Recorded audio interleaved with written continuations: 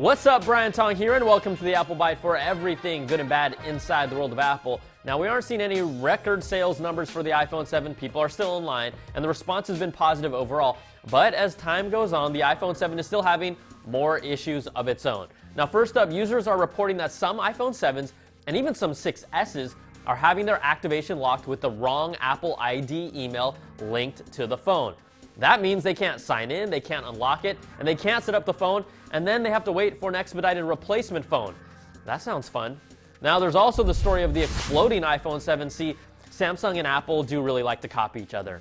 I kid, but it's a single case, and it's not a widespread issue for Apple just yet, but it happened to a customer who says he received an iPhone 7 that had exploded in transit to him, and he has no idea how or why it happened.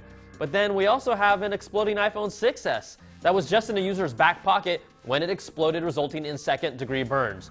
Now, Apple has not addressed the claims other than replacing the defective units. Also, we heard about Google's Pixel and Pixel XL phones. Sure, they look pretty similar in design on the front sides of the iPhone, and if you haven't checked out what they're doing with artificial intelligence, it really blows away anything Apple has right now. But the iPhone 7 can still brag when it comes to benchmarks after initial Geekbench tests show that the iPhone 7 significantly outperforms the Pixel. Now, the Pixel has a multi-core score around 4100 and a single-core score of 1580 in multiple tests, while the iPhone 7 scores around a 5600 for multi-core performance and around 3430 for its single-core. The Pixel is touted as having the best mobile camera ever, according to DxOMark's rating system with an 89, beating out the iPhone 7, which scored an 86. We also know the rumors for the next 10th anniversary iPhone in 2017 with its edge-to-edge glass and the long-standing rumor that the fingerprint sensor will be embedded into the glass.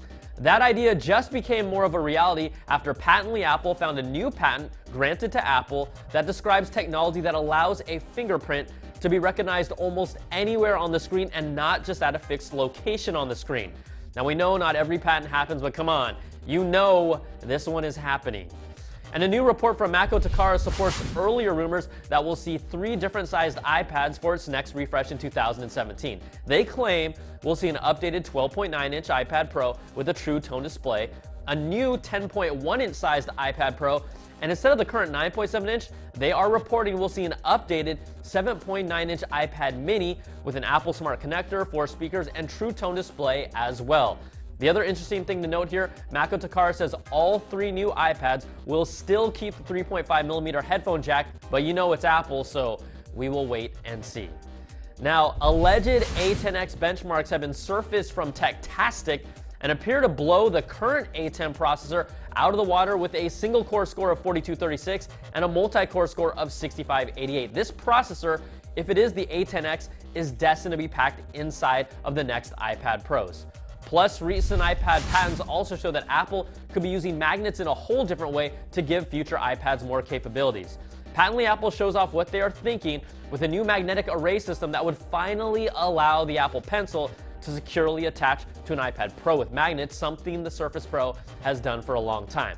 But that's not the only thing they're thinking of when it comes to magnets. Another patent shows how magnets on the corners of an iPad could work in conjunction with a protective case for the iPad, and if the iPad detects that it's falling, the magnets would temporarily pull the iPad away from the impact point and shift it inside the case while it's falling to avoid direct contact. But there's still one more use case, and it makes a lot of sense functionally. How about using magnets on the edges of 2 iPads to connect them together and create, dun dun dun, the Maxi Pad?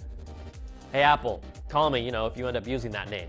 Again, these are all ideas and they may not end up in final products, but it's what Apple is thinking about. Now, we know Steve Jobs is one of, if not the greatest thinkers and innovators in consumer electronics, so we wanted to take a moment to remember him this week since it's been 5 years since he passed away at the age of 56. Tim Cook took to Twitter and wrote a quote from SJ, "Most important, have the courage to follow your heart and intuition," remembering Steve and the many ways he changed our world.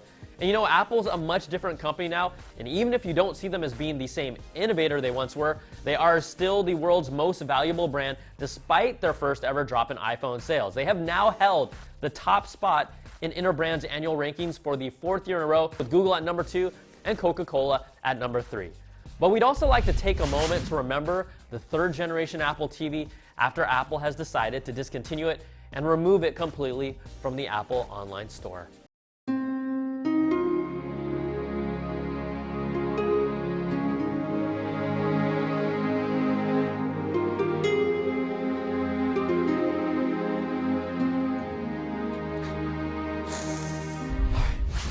And we finish things with the best thing I saw this week. We all know what that new Mac scent smells like when you crack open the packaging and you break that seal. For some people, it's a way of life. Well, now you can have it in the form of a scented candle for 24 bucks, thanks to the people at 12 South. It's called the new Mac candle. It's 100% soy wax, hand poured in Charleston, South Carolina, and it smells like a brand new Mac.